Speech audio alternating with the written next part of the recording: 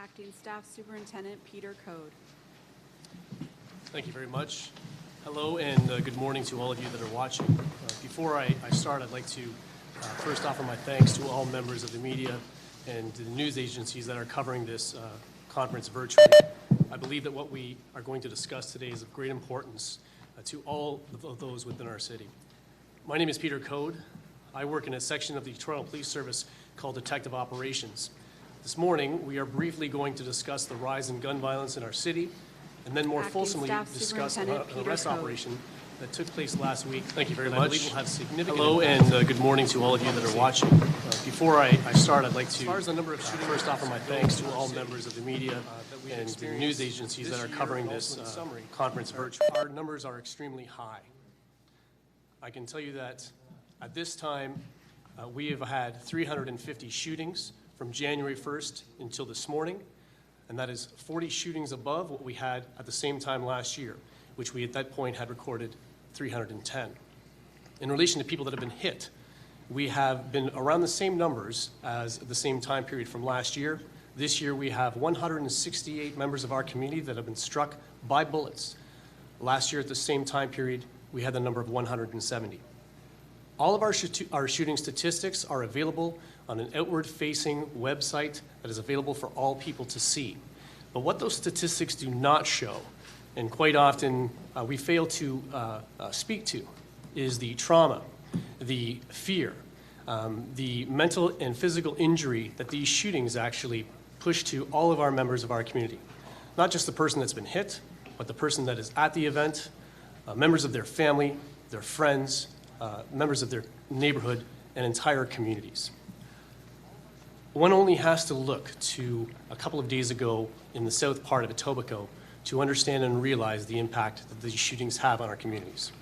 I am proud to have a number of professional, dedicated Toronto police officers with me that are going to be able to provide you with some more information. Superintendent Stephen Watts, who leads our Organized Crime Enforcement Unit, which includes the Integrated Gun and Gang Task Force, will speak to what we have in place in relation to prevention and suppression of shootings, and also the enforcement that will follow. Detective Sergeant Richard Harris, a 22-year veteran of the Toronto Police Service and a team leader at the Guns and Gangs Task Force and Centralized Shooting Response Teams, will be able to give you a fulsome report in relation to an arrest operation that took place last week that I believe will have significant impact in relation to community safety.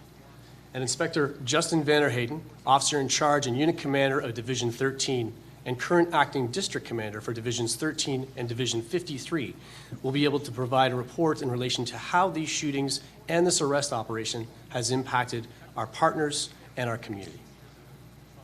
Superintendent Watts. Good morning, all. Thank you, Staff Superintendent Code, for your overview and your comments. First, I'd like to start with acknowledging and giving my regards and respect to all the men and women of the Toronto Police Service assigned and committed to this particular investigation. Their dedication and efforts have effectively culminated in the successful apprehension of several high-risk subjects, ultimately resulting in an improved level of safety and security within this community as a whole. We have developed a sustainable, highly integrated, and robust enforcement strategy which directly supports the prevention and suppression of gun violence in our city. The above approach is exemplified by this particular investigation named Compound. This investigation utilized a proactive style of investigative techniques and protocols and application of multiple resources within our service, including uniform, plainclothes, and civilian support. To be clear, highly focused, integrated, and evidence-driven enforcement protocols are not only essential, but are absolutely critical when dealing with high-risk subjects who have a propensity for carrying and using firearms for unlawful purposes. Theoretical constructs and academic hypotheses aside, these enforcement strategies actually result in the prevention and suppression of violent crime in our communities. I'm now going to pass over to Detective Sergeant Rich Harris for the specifics of this investigation. Thank you. And before we get to Detective Sergeant Harris, it's really important to recognize that this operation was very strategic, it was very focused on individuals that we believe were the most prolific firearm offenders that we have currently in our city, and as a result, that is why they were focused in this investigation. Thank you, sir. Good morning. Just by way of a bit of a background, the Gun and Gang Task Force centralized shooting response teams have been investigating a number of shootings that took place in the Thorncliffe Park area of the City of Toronto. In the latter part of 2019 and into this year, this 8-month investigation dubbed Project Compound, as it was mentioned earlier, was a direct response to an increase in firearm-related violence affecting that particular community and elsewhere in the GTA. Working with our internal and external partners, as well as members of the community, this particular investigation focused on the criminal activities of Solomon Jogiat and his associates. It's a belief and alleged that this group purposefully set out to commit violent acts against targeted individuals for the sole purpose of monetary gain and retribution.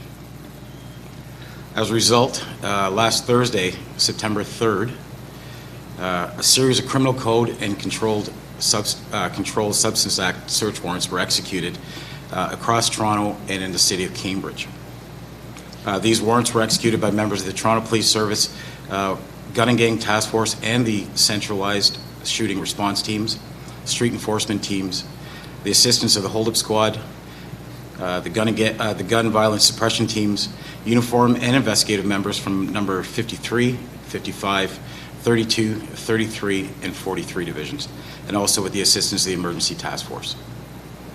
These, as I mentioned, warrants were executed at 9 addresses, and seized was a quantity of controlled substances, a large quantity of cocaine, marijuana, MDMA, fentanyl, and in excess of 100,000 Canadian currency, which we're alleging are proceeds of crime.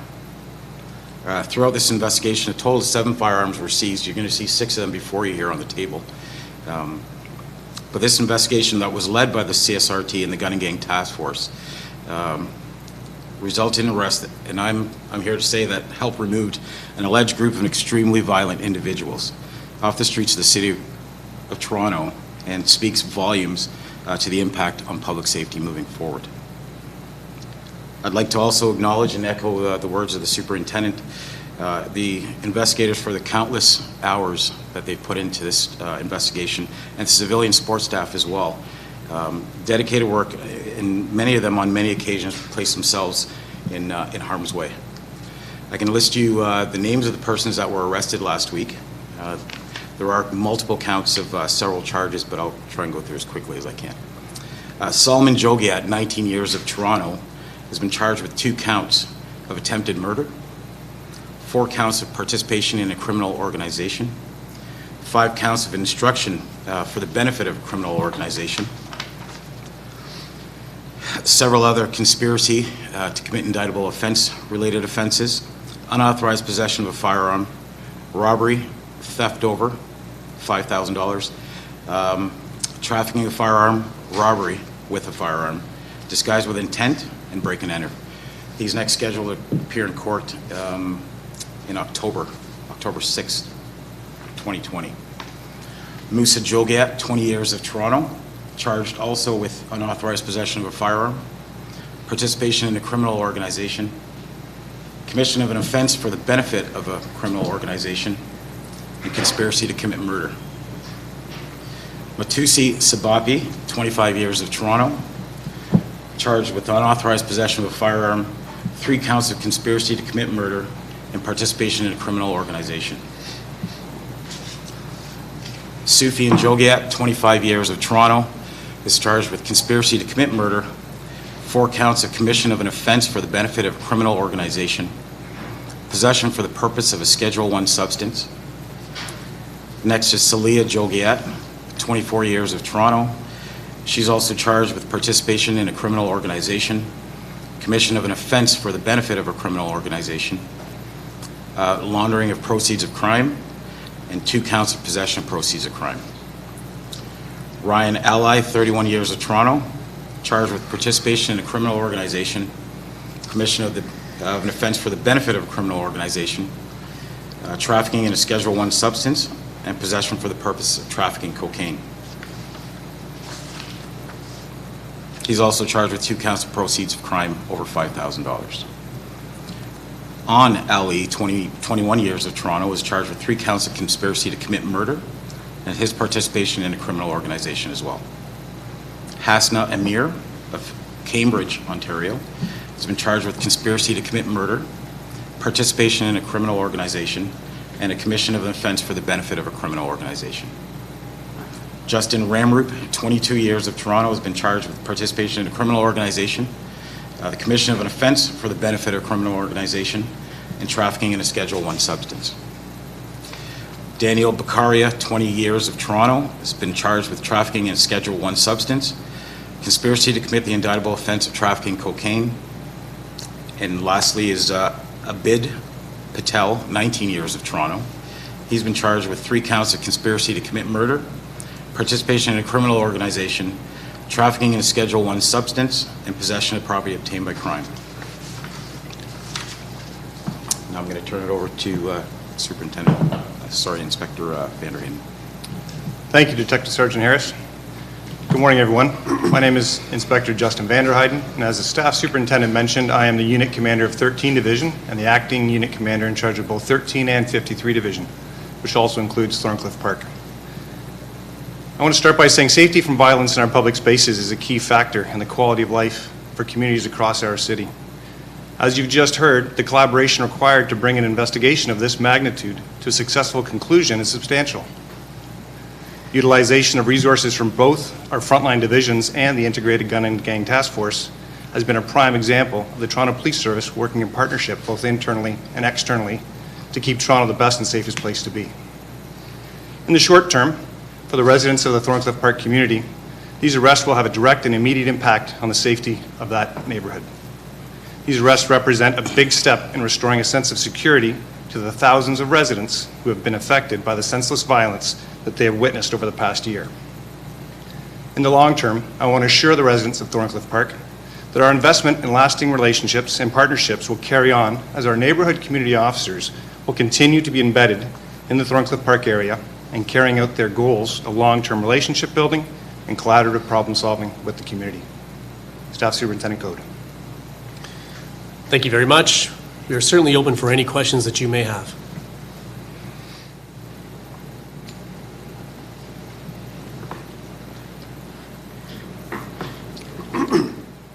We will now take any questions from the media who have logged into WebEx. If you could use the raise your hand icon or send a note in the chat feature. We will also be issuing a news release after this news conference that will include a list of names and charges as read out by Detective Sergeant Harris. Beth McDonald, your first question, please. Thank you. Beth McDonald, your first question, please. Thank you. Beth McDonald, This is, first question, please. Thank you. can you hear me? This is several people off the streets.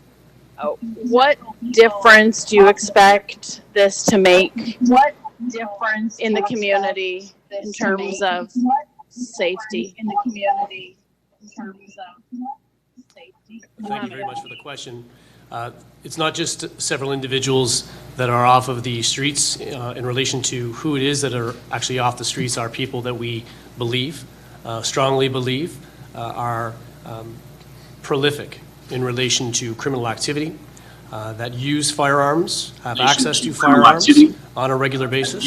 And so these individuals off of the streets, I suggest, would have a significant impact on the safety of our communities and specifically to the Thorncliffe Park community. Thank you very much for that question. I have one more question. How difficult was this investigation? How difficult was it? So I'm not sure if there was a second part. I heard how difficult was the investigation. I will turn that over to the detective sergeant, but I can tell you that the length and the extensivity of this investigation is something that we at the Toronto Police Service are accustomed to. they take time. It takes an enormous amount of time to be able to gather evidence that then can be put before a court so that it can be equally judged and properly judged. But it's not something that we take lightly. It's not something that we rush to in relation to conclusions. We're professionals in our agencies, and we make sure that we do a professional investigation. Detective Sergeant Harris, can you add to that? Not much to add to that. I mean, in terms of this particular investigation, it was readily apparent that the Thorncliffe Park community was experiencing a higher level of violence. And we did work with our community partners. And like I said, this was an 8-month project investigation into the violence that was happening in the Thorncliffe Park area. So there's no way to say whether it was easy or hard. What it was dedication and evidence gathering, and that's why we were able to successfully put those persons that I just mentioned before the court. Before we get to the next question, I'm just going to ask reporters to please turn down the volume or mute your YouTube feed, just to limit the feedback we're getting on the WebEx. Next question comes from Ashley Legizek from News Talk 1010. Ashley, please go ahead. From News Talk 10. Hi, I'm just going to cross my fingers that you can hear me okay. Thank you all so much for taking my question. I know you can't speak directly to operations, but what worked here that can be applied to other parts of the city? Because as we saw in, say, yesterday's shooting in Etobicoke, this isn't specific to one area of the city. So I can speak to that. We are having some difficulty in hearing the questions. I'll say that up front. But I can certainly speak to that in relation to the efforts that we've done here in relation to this community. I can assure you they are the same efforts that we are actually doing citywide to all communities that are experiencing these levels, or any levels for that matter, of gun violence. So and you're quite right, I can't get into the operational aspects of the investigation. They absolutely will come out in court. But I can say that those techniques that we use and continue to use, and new techniques, will be utilized throughout the entire city of Toronto, and we hope, and actually are comfortable to say, will be utilized successfully. But thank you for that. Hi there, can I ask a follow-up? Yes, of course, go ahead. Okay, thank you. Sorry, this is tough. Thanks very much for that answer. I appreciate it, but this is really bad. We're on track for the worst gun violence year we've seen. What's being done right now, proactively, reactively, to prevent the next shooting, to prevent the next innocent bystander being struck? That's an excellent question. Areas of Okay. proactive policing and reactive policing, and also an enforcement arm, not to mention new opportunities, which includes partnerships with the communities to help us solve these cases. We certainly have a significant role to play as the police, but we don't have the only role to play. But I'm going to turn it over to Superintendent Watts, and he's going to be able to express a number of areas that our pillar and detective operations are doing in relation to proactive and reactive strategies. Superintendent. Thank you.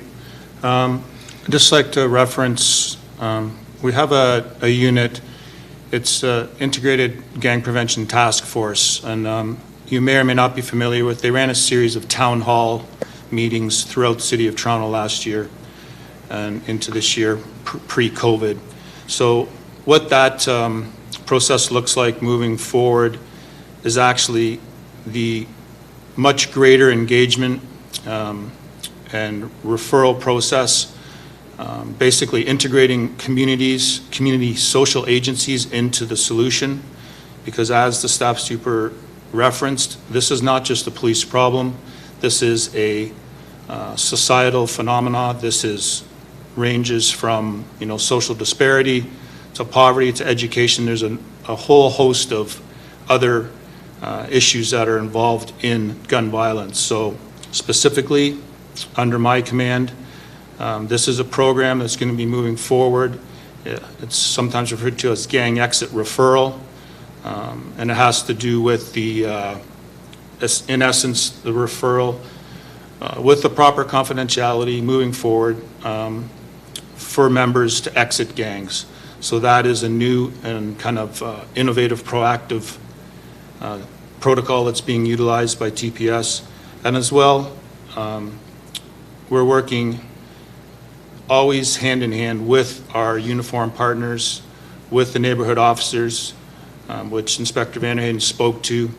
which are assigned to these high-risk areas in our city. So that's one of the primary focuses moving forward, and our chief is fully in support of that program, and will be more of that in the future months to come. Thank you. Our next question comes from Jenny Ewan at the Toronto Sun. Jenny, please go ahead. Hi there. I hope you can hear me okay. I'm wondering, of the guns that you seized, were any already prohibited in Canada, and were any smuggled from the U.S., and generally, are all the criminals getting their guns? Okay, so I think I heard 3 different questions there. Thank you very much. They're all very good questions, and I'm going to happily turn them over to my good friend and colleague, Detective Sergeant Harris. Great. Of the firearms that you see here, 5 of them are prohibited firearms. There's a process that takes place after that we do trace the firearms to determine their origin. That's still underway, so I can't speak to where they've originated from and how persons get them into the country. Your guess is as good as mine. There's been several ways that people do smuggle firearms into the country, but in this case here, I can't answer that question. Jenny, do you have a follow-up question? No, thank you so much, Megan. Our next question is from Pam Seidel from City TV. Pam, please go ahead. Hi there. I'm having real difficulty hearing this, but my question is, I'm assuming that the first person that you named, Solomon, who the first suspect that you named, is the leader of this gang, and does it not seem unusual or surprising or disturbing that he is so young, a teenager, to lead this gang of 10 or however many? It is extremely disturbing that anyone would partake in the criminal activities that Mr. Jogad is alleged to have committed. His age, yes, is of concern, and it is alleged, yes, that he was, in fact, the leader of this group that were arrested. Do you have a follow-up, Pam? Yes. Go ahead. And I'd like to understand also that there's actually no charge of murder, just attempted murder, and were these attempted murders against other gang members, or were there actually victims from the community? So I can't get into the specifics only because this matter is currently before the courts. What I can say is that no, there were no charges of murder. They are attempt murders, and I would be able to say that the intended victims were targeted individuals. Beth McDonald from CTV, I'm just double-checking. Did you have a question? Beth McDonald from CTV, I'm just double checking. Did you? No, thank you. Beth McDonald from CTV, I'm just double checking. Did you? No, thank you. We heard about a gender reveal party in South Etobicoke with up to 80 shots fired. Can you talk about this and what's going on with this? So I can answer that question just in relation to, and we still are having some difficulty, but I do have the question in relation to the shooting that happened in South Etobicoke. I can state that is very much in its infancy. Certainly, I can say that our specialized units are assigned to this with the assistance of the officers in 22 Division. I can state that the officers and members here that are at this table will be actually embedded in that investigation. But at this time, it's much too early to be able to release anything that we have discovered or have not discovered. I can certainly appreciate why that is of concern of the community, but certainly we're on this investigation, and we'll be more forthcoming as the investigation ensues. What do you make of the fact that about 80 shots? What do you make of the fact that? So again, I'm not going to make any comments in relation to that investigation, nor am I confirming or denying the 80 shots that you've been specific to. We're just at the beginning of this investigation, and we'll be able to have an update once we have more evidence coming in. Thank you for that. Pam, I'm just going to come back to you. Did you have another question?